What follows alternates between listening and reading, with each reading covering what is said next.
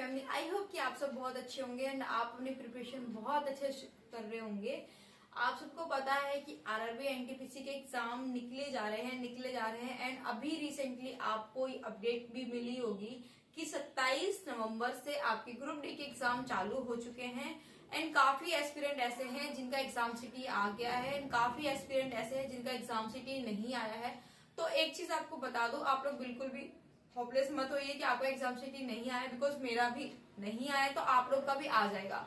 तो फ्रेंड्स, सबसे पहले मैं आपको यही बोलूंगी, अगर आप मेरे चैनल पे नए हैं तो इस चैनल को सब्सक्राइब जरूर कर लेना, क्योंकि आपको इस चैनल पे सबसे ज्यादा एंड सबसे लेटेस्ट न्यूज मिलती ही रहेगी। एंड हाँ, बेल आइकन जरूर दबाना, क्योंकि अगर आप बेल आइकन नहीं दबाओगे तो ऐसी नोटिफिकेशन आपको सबसे पहले नहीं मिलेगी एंड ऐसी जानकारी से आप बहुत ज्यादा चूक सकते हैं। सबसे पहले मैं आपको बता दूं, अगर आप लोग को स्कोर बढ़ाना है तो आप स्कोर किस तरीके से बूस्ट कर सकते हो, स्कोर कैसे बढ़ा सकते हो, क्योंकि अब हम लोगों के पास मात्र 7 से 10 दिन के आसपास ही बचे हुए हैं।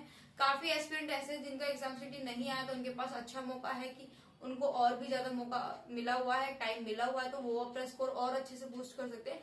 लेकिन फिलहाल हम बात करते हैं कि दीदी हम अपना स्कोर कैसे बूस्ट करें।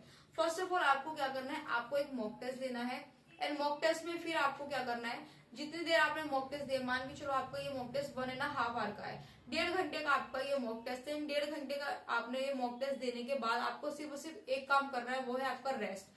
आपको रेस्ट करना है, उसमें आपको फोन यूज नहीं करना। 5 से 10 मिनट का रेस्ट लेने के बाद आपको कोई ऐसी एक्टिविटी करनी है उस बीच में आपका माइंड एकदम रिलीज हो जाए।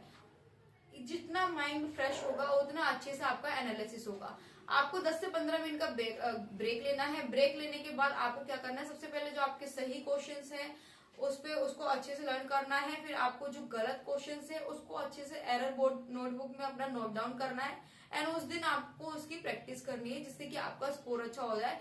एंड फिर आपको ये देखना है कि जो चैप्टर आपका वीक है उन चैप्टर को अच्छे से पढ़ाई करनी है।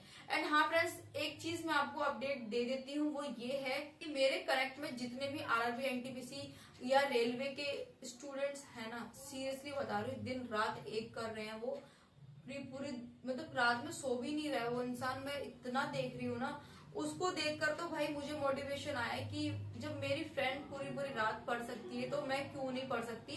तो इसीलिए मैं आपको ये चीज बता रही हूँ कि अभी हमारे पास सोने का टाइम नहीं है बिल्कुल भी। जितना भी टाइम है वो अपनी स्टडी में लगा दो, जी जान लगा दो। अगर आप कुछ दिन 5 घंटा 6 घंटा सो लोगे तो आपको कुछ नहीं बिगड़ेगा, लेकिन कुछ दिन अगर आप 10 घंटा 15 घंटा अच्छे से पढ़ लोगे तो आपको रेलवे की एक जॉब जरूर मिल जाएगी। एंड काफी एस्पिरेंट का सपना होता है कि मुझे सिर्फ रेलवे में ही जाना है, रेलवे में ही जाना है। तो आप लोगों के लिए बहुत बेस्ट अपॉर्चुनिटी है, क्योंकि इसमें सीबीटी 1 एक ही एग्जाम होता है, 2 एग्जाम नहीं होता।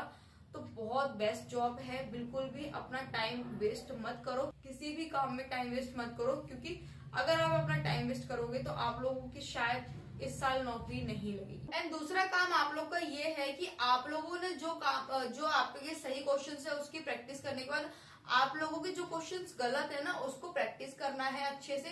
एंड सबसे पहले आपको वो क्वेश्चंस खुद से सॉल्व करना है, चाहे आपको वो जीके जीएस हो, साइंस हो, या आपका मैथ हो या रीजनिंग हो, आपको पहले खुद से सॉल्व करना है। एंड अगर आपको वो क्वेश्चंस नहीं समझ में आ रहा है या नहीं आपसे वो क्वेश्चंस बन रहा है, उसके बाद आप सॉल्यूशन देख सकते हो।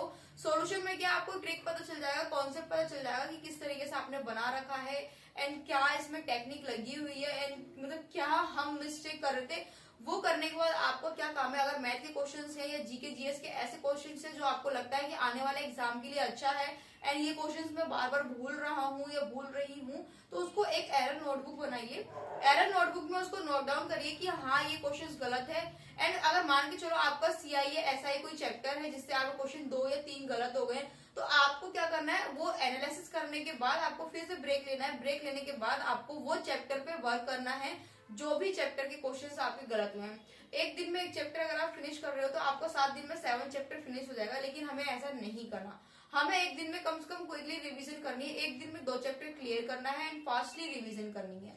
क्योंकि आपका एक टाइप मान के चलो आपका मैथ में कोई एक क्वेश्चन गलत है तो उसके लिए हमें फटाफट रिवीजन करनी है ना, तो इस तरीके से आप कर सकते हो। एंड तीसरी थिंग मैं आपको ये बताऊंगी, फर्स्ट आपका ये हो गया जो आपके क्वेश्चन सही है, दूसरा आपका जो क्वेश्चन गलत है। अब बचा क्या, जो आपसे क्वेश्चन बने ही नहीं है उस क्वेश्चन को अच्छे से रिवीजन करना है, क्योंकि जो नहीं बन रहे उसी टाइप के क्वेश्चन हमसे एग्जाम में पूछे जाते हैं एंड इस बार आप लोग को ये अच्छे से पता होना चाहिए कि एनटीपीसी में जो साइंस है वो बहुत ज्यादा पूछी जाती है।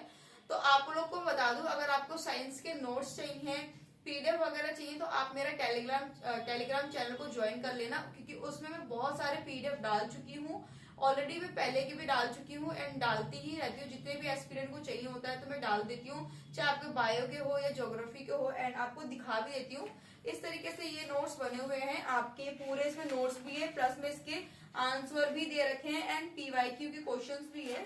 तो आप अच्छे तरीके से उसको लर्न कर लोगे, क्योंकि आप सबको पता है कि अभी हम लोगों के पास इतना टाइम नहीं है कि हम लोग अपना कीमती टाइम निकाल के हम नोट्स बनाएं, क्योंकि 7 से 10 दिन में हम कितने नोट्स बनाएंगे, कितना याद करेंगे, कितना रिवीजन करेंगे। तो इसीलिए मैं आप लोगों को कह रही हूँ मेरा टेलीग्राम चैनल जरूर ज्वाइन कर लेना। उसका लिंक मैं अपने डिस्क्रिप्शन पे लगा दूंगी, तो आप लोग वहां से भी क्लिक कर लोगे तो ज्वाइन कर सकते हो।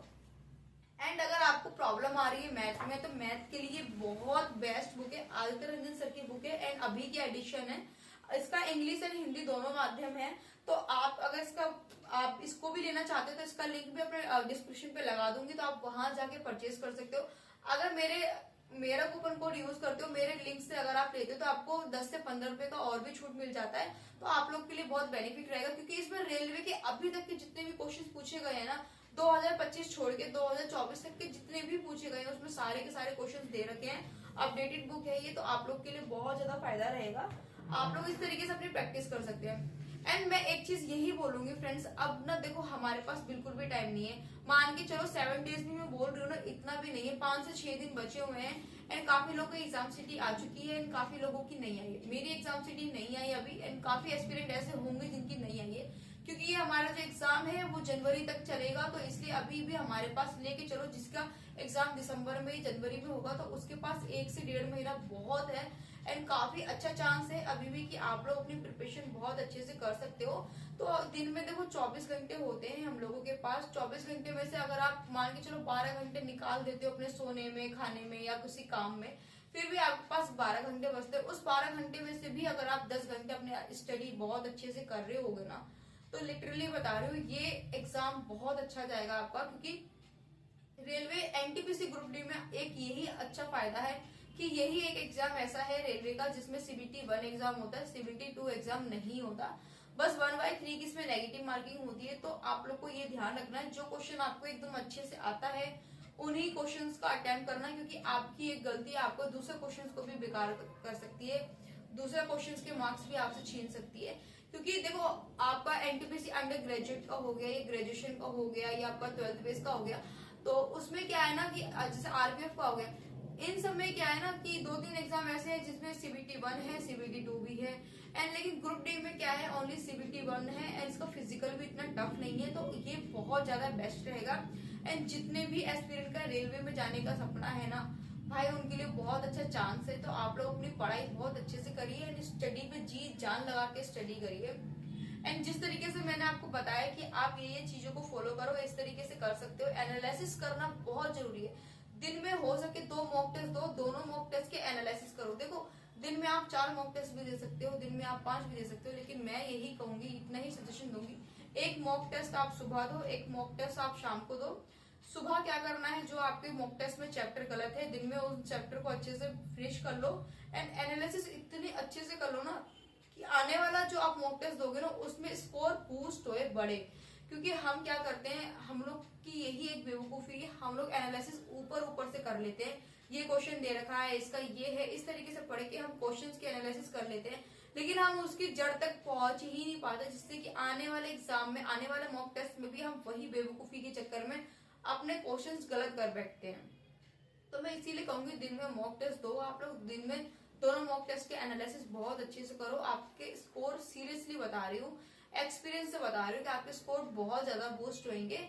तो आप लोग के लिए बहुत ज्यादा फायदा रहेगा। एंड इसका कंपटीशन भी ज्यादा है, एंड मतलब एनटीपीसी ग्रुप डी का है एंड सीबीटी 1 एग्जाम है, तो कंपटीशन भी तगड़ा होगा। तो आप लोग भी मेरे कनेक्ट में है कुछ लोग ऐसे जो दिन रात एक कर रहे हैं इस जॉब के लिए, इस एक वैकेंसी के लिए, तो आप लोग भी अपनी स्टडी बहुत अच्छे से कर सकते हैं।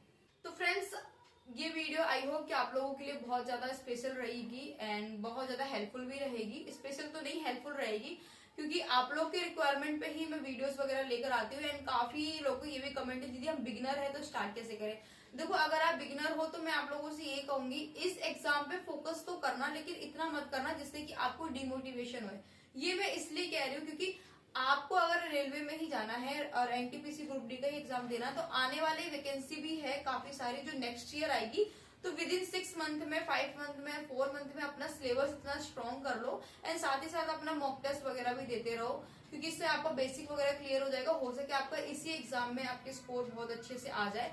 तो आप लोग सबसे पहले अपना ना जितना हो सकता है सिलेबस को कंप्लीट करो। सिलेबस कंप्लीट करने के बाद आपको टारगेट यही होगा मॉक टेस्ट देना है। मॉक टेस्ट भी किस तरीके से देते हैं, कल मैंने सारा का सारा लाइव सेशन में बता दिया था कि कब कौन सा मॉक टेस्ट देना चाहिए एंड किस तरीके से देना चाहिए, हर एक चीज मैंने बता दी थी।